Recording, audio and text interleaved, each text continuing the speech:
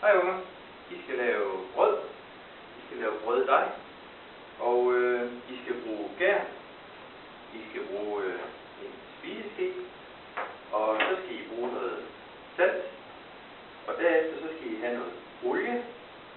Og 2 dl hvedemælk. I skal sørge for, at I kan finde sådan et decilitermål, hvor der skal være 100 ml i, som er samme som 1 dl. Og så skal I finde en skål. Jeg har en vægt, der står hernede, hvor vi skal veje 1 gram salt. Det er meget lidt, men det er vigtigt. Først står der på planen, som hænger inde i rummet, der står der bland gær og vand. Gær, det er 10 gram gær, og i sådan en pakke er der 50 gram gær.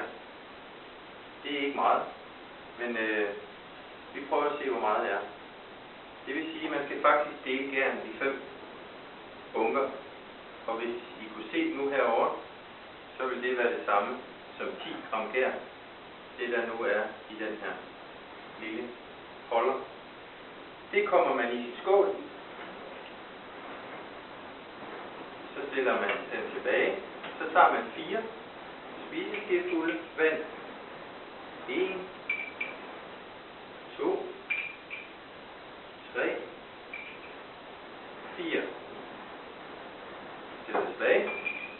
Så blander man gæren ud ned i vandet med sine fingre. Man selvfølgelig vaske hænder, inden man gik i gang med det her. Og så bliver det sådan en gærfarve, sådan en helt brun gærfarve. Det er lidt svært at se måske, men muligt er det. Godt. Så kommer man saltet i, og der skal vi kun bruge 1 gram salt. Det er ikke meget. Sådan. Og man tager så sin vægt igen og hælder ned til den viser 1 gram. Sådan. Det var det. Det er det, der svarer til sådan cirka her i hånden. Ned i. Og nu kunne man så vælge en masse ting der. Så står der 10 dråber olie. Man tager olie. Og når man laver 10 dråber olie, så er det meget svært, men det er noget med at komme en tommelfinger på, sådan så det virkelig går langsomt. 1, 2, 3, 4, 5, 6, 10. Man kan lige teste i en kop inden, så man ikke vælter det ned i. Det næste, der skal ske, det er 2 dl salt, eller hvad hedder det, mel. Og det er cirka så meget her. Og det vejer vi lige. Ups, så kan I også have det i vægten, hvis I vil veje. 1 dl mel, den vejer 61 gram cirka. Det hælder man i 1 af, og vi hælder 1 mere i.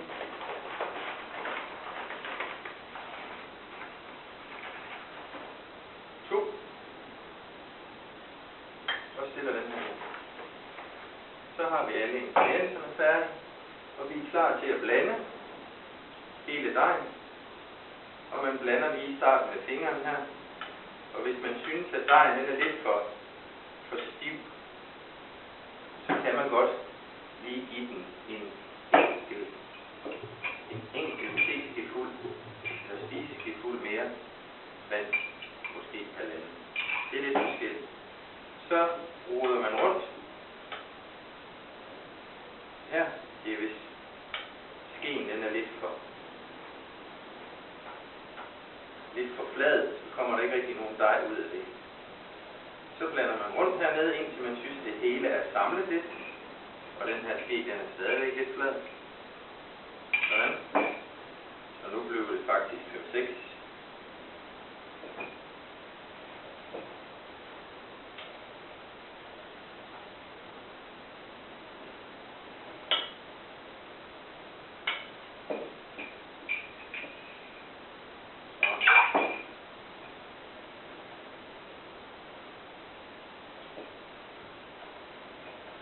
Når man er færdig med det her, så skal alt dejen hænge sammen. Der må ikke ligge mel nede i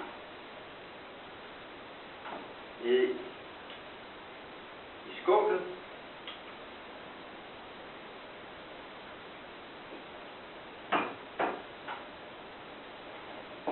Sådan. Så lægger man det ud på bordet, og så skal det blandes 200 gange, hvor man gør sådan her. 1, 2, 3, 4, 5, 6, 7, 8, 9, 10, og så bliver man lige indtil man har gjort det 200 gange. Så kommer man det tilbage i sin skål og lader det stå i 15 minutter, og så er det klar til at komme i ovnen. Så har I lavet jeres første dej hele livet.